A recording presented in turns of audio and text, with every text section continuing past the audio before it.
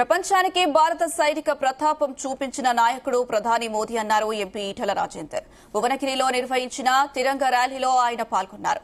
Article 370ని రద్దు చేసి జమ్మూ కాశ్మీర్ సొంత నగరంగా తీర్చిదిద్దారని ఈటెల పేర్కొన్నారు. ఉగ్రవాదాన్ని తుడిచిపెట్టేందుకు ప్రధానమంత్రి మోదీ సిద్దంగా ఉన్నారన్నారు. దేశ సైనికులకు అండగా దేశ యువత తుపాకులు పట్టుకునేందుకు సిద్దంగా ఉన్నారని తెలిపారు.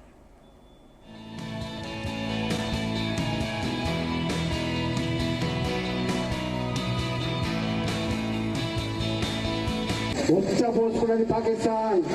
నా కొడుక ఇటుకతో కొడితే రాళ్లతో కొడతామని మా నినాదం ఏదో ఉందో తుపాకీ కొట్టాలి కాదు కొడుక, ఇవాళ మిస్సైల్ వస్తాయి నా కొడుక అని చెప్పి ప్రపంచానికే భారత సైనిక పాఠవ శక్తిని చెబుతూ వచ్చిన మొనగాడు నరేంద్ర మోడీ గారి ఇవాళ ఆపరేషన్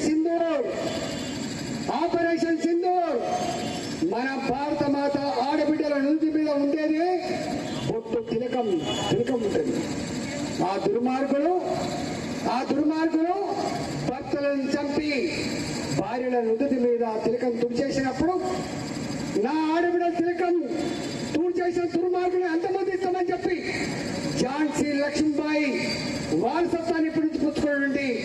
నా ఇద్దరు భారత మాత సైనిక ముద్దులు, ఒకరు కురేషి అయితే మరొకరు వయోమి సింగ్, ఇద్దరు పాకిస్తాన్ మీద విరుచుకపడే తీరు మీరంతా కూడా చూసారు. 24 నిమిషాల్లో 9 టెర్రరిస్ట్ ఆటోల మీద దాడులు చేసి ఆ ముసుగులను అంతమందించి